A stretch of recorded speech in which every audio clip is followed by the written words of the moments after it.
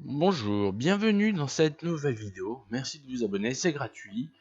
Pour cela, il suffit simplement de cliquer sur le logo qui apparaît en bas à droite de votre écran. Aujourd'hui, nous allons parler de la sexualité et de l'âme. Donc, comme on avait pu voir dans d'autres vidéos que j'avais réalisées, on part du principe que cette vidéo s'adresse à des gens qui croient réellement qu'il y a une vie après la mort, c'est-à-dire une entité qui survit avec un état de conscience très développé, mais pas de corporéité telle qu'on l'a définie. C'est-à-dire, vous aujourd'hui en tant qu'humain, vous avez des yeux pour voir, pour repérer les choses, vous avez des oreilles pour entendre les bruits, vous avez une bouche pour pouvoir vous nourrir, vous avez des bras et des jambes pour pouvoir vous déplacer comme il le faut, et tous ces organes sont valables uniquement par rapport à votre corporéité. C'est-à-dire que vous, en tant que vivant, si vous n'avez pas tout ça, vous ne pouvez pas survivre sur la bonne vieille planète Terre. Mais parlons de l'âme. L'âme en elle-même n'a plus les nécessités qu'elle avait lorsqu'elle était encore humaine. Les yeux, les oreilles, la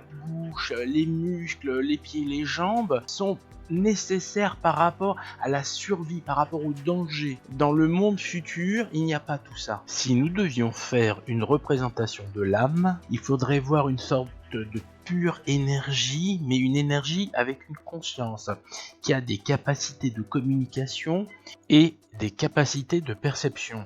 Je pense en particulier à la télépathie, mais je parle aussi de capacité de perception, c'est-à-dire une alternative aux yeux, aux oreilles, à la bouche, tout simplement. Alors, pourquoi je parle de tout ça? Simplement parce que cette vidéo doit parler de sexualité et de statut féminin-masculin.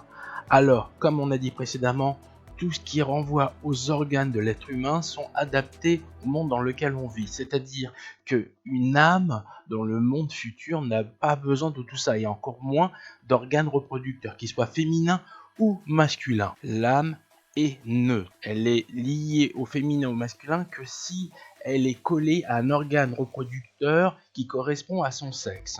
Si une âme neutre rentre dans le corps d'une femme, donc à ce moment-là, la madame, elle va recevoir la petite graine, elle va porter le bébé dans son ventre et ensuite elle va l'accoucher. Sans oublier que cette dame aura du lait qui sortira de ses seins et en plus, comble de bonheur, elle aura des menstrues mensuels.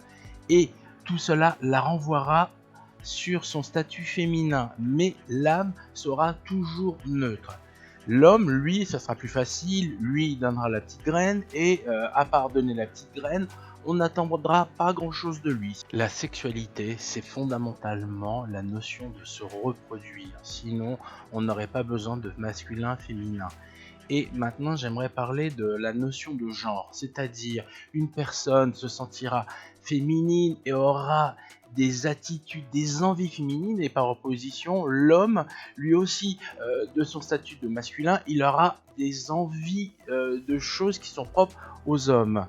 Et au milieu, vous aurez des gens qui auront une situation où ils ne se sentent ni féminins ni masculin. Il y en a qui diront qu'ils préféreront le sexe opposé et d'autres diront je ne suis ni féminin ni masculin. Mais comme je l'ai dit précédemment, l'âme n'a pas de genre, mais nous avons été mis sur cette terre pour une raison précise. Je parle et je m'adresse à ceux qui croient vraiment en l'existence de Dieu, c'est-à-dire une entité supérieure qui nous a placés sur cette terre. Cette entité nous a mis pour des raisons précises que lui seul sait. Mais il nous aura placés soit en tant que masculin, soit en tant que féminin. Et nous aurons devoir non pas de nous faire plaisir par rapport au sexe, mais par rapport à la notion de reproduction.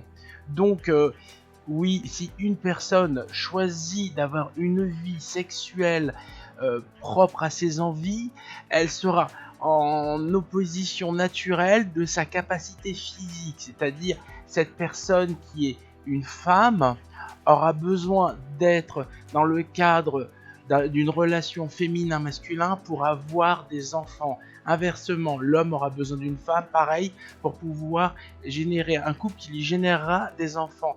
La notion de sexualité est importante dans un couple. Mais si on devait uniquement s'arrêter sur une notion de mission, de but, de choses qui sont liées avec Dieu, c'est-à-dire l'existence de l'humain sur cette terre, et que nous ne respections pas véritablement les objectifs fixés, à ce moment-là, on se retrouverait dans des situations qui sont propres à la vision de chaque religion vis-à-vis de la sexualité qui n'est pas basée sur la reproduction. Pour conclure cette vidéo, je voudrais parler maintenant des non-binaires. Les non-binaires, si vous savez ce que c'est simplement des personnes qui ne se reconnaissent pas en statut masculin ou féminin, mais se voient plutôt dans les deux. Et un jour, elles s'habilleront plutôt masculin, un jour, elles s'habilleront plutôt féminin, et voudront qu'on les respecte avec un genre qui serait non féminin, non masculin. Mais d'une certaine façon, comme on a vu précédemment dans cette vidéo, l'âme est neutre. Donc, tous les humains, et je parle pas des humains physiques, mais des humains, c'est-à-dire les âmes, sont déjà sans genre, c'est-à-dire neutres. Mais nous avons été mis sur cette terre. Nous avons été mis avec des organes spécifiques qui sont propres à notre sexualité. En tant qu'homme, nous avons des capacités physiques qui sont propres à l'organe extérieur que l'homme a. Et pour la femme, la même chose. C'est-à-dire une femme aura des règles. Elle aura des rapports sexuels avec un sexe intérieur. Mais de toute façon, la féminité ou le masculin d'une personne seront bien déterminés par rapport au physique de chacun des deux. Une question: pourquoi Dieu nous a-t-il fait féminin ou masculin? La question est importante. Pourquoi? Parce qu'il aurait très bien pu nous faire naître sans aucun organe reproducteur. On aurait pu être de ces sortes d'espèces qui n'ont pas besoin d'un partenaire. On aurait pu avoir la capacité nous-mêmes de faire notre propre descendance. Et ce n'est pas le cas. Nous sommes venus au monde avec un sexe. Il est féminin ou masculin et on doit apprendre à vivre avec. Et peut-être que le fondement de tout ça serait qu'on doit naître dans ce statut féminin ou masculin pour vivre des expériences propres à chacun des sexes, et le fait de les vivre nous permettra peut-être d'atteindre un objectif ou un but qui a fait que Dieu nous aurait créé ainsi. Voilà, merci, bientôt de nouvelles vidéos, merci de vous abonner, à bientôt.